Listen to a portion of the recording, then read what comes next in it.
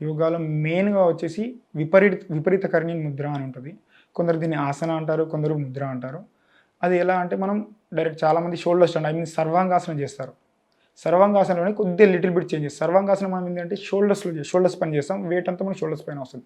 అదే మనం విపరీత కర్ణి చేసామనుకోండి సేమ్ పొజిషన్ కాకపోతే కొద్దిగా హిప్ డౌన్ చేసి మన హ్యాండ్స్ పైన బాడీని ఎల్బోస్ డౌన్ చేసి హ్యాండ్స్ పైన బాడీ లిఫ్ట్ చేసి పెట్టేసుకొని డైలీ ఒక 3-4 మినిట్స్ లేదు సార్ నాకు అంత ఏజ్డ్ వాళ్ళు కూడా ఉంటారు.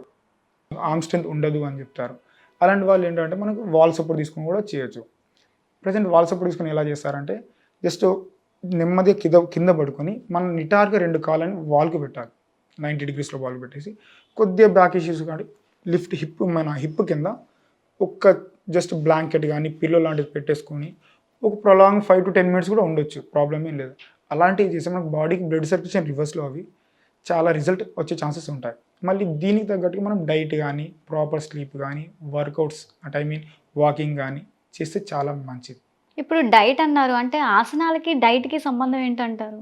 డైట్‌కి, ఆసనాలకి సంబంధం ఏంది అంటే మన బాడీ మనకు సపోర్ట్ చేయాలంటే మనం తీసుకునే పదార్థాన్ని బట్టి ఉంటది. ఇప్పుడు చాలామంది ఏందంటే నాన్ వెజ్ ఇలాంటివి తీసుకొని వాళ్ళ బాడీలో స్టెబిలిటీ అనేది కోల్పోతారు. మనం ఎంత మంచిగా శాకాహారం గానీ, లీఫీ వెజిటబుల్స్ గానీ, మన టైమింగ్స్ మెయింటైన్ చేస్తూ తింటే మన బాడీ మన కంట్రోల్‌లో ఉంటది. ఇప్పుడు మనం నాన్ వెజ్ ఇవన్నీ చేసినప్పుడు మనం మన బాడీ కంట్రోల్‌లో వెళ్తాం. అలా కాకుండా మన బాడీ మన కంట్రోల్‌లో ఉండాలంటే డైట్ కూడా ఒక మెయిన్ పార్టే. మనం ఎంతవరకు తింటున్నాం, ఎంత మోతాదులో తింటున్నాం, ఏ టైమింగ్స్‌కి తింటున్నాం అన్నది కూడా ముఖ్యం. అంటే టైమింగ్స్ ఏం ఫాలో అవ్వాలంటారు?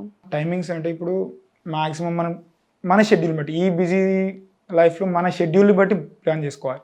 బట్ ఓవర్ నైట్స్ తినడం కూడా చాలా మంచిది కాదు. చాలామంది తినగానే పడుకోవడం ఇలాంటి వాటి వల్ల మనకు కరెక్ట్ రిజల్ట్ ఉండదు. మన బాడీలో వాటర్ కంటెంట్ కూడా ఎక్కువ తీసుకోవాలి. ఎంత వాటర్ కంటెంట్ అంత ఉంటే మనకు బాడీ అంత సపోర్ట్ చేస్తుంది. బాడీ మూవ్‌మెంట్స్ కానీ బాడీని డీహైడ్రేట్ అవ్వనివ్వకూడదు. ఇలాంటివి ఉంటే మనకు నెమ్మదిగా రిజల్ట్ వస్తాయి. టైమింగ్స్ అంటే ఇప్పుడు చాలామంది మన లంచ్ మీల్ కానీ దేనికంటే 2-3 అవర్స్ గ్యాప్ అయితే మినిమం ఉండాలి. అండ్ మనం ఏదైనా ఆసన చేసేటప్పుడు మినిమం ఎంప్టీ స్టమక్‌తో చేస్తే బెటర్. 2 అవర్స్ గ్యాప్ ఉండాలి. ఇప్పుడు చాలామంది బిజీ లైఫ్‌లో ఏంటంటే సార్ నేను మార్నింగ్ టైంలో నాకు కుదరదు, ఈవినింగ్ టైంలో నాకు కుదరదు అంటూ ఉంటారు. ఆ టైంలో ఏం చేయాలంటే సరే మీకు కుదరనప్పుడు మినిమం మీరు తీసుకున్న lunch breakfast minimum 2-2.5 hours gap ఉండి దాని తర్వాత మీరు జస్ట్ నార్మల్ సూక్ష్మ వ్యాయామం చేసుకొని ఆసనాస్ చేసుకుంటే రిజల్ట్ ఉంటుంది.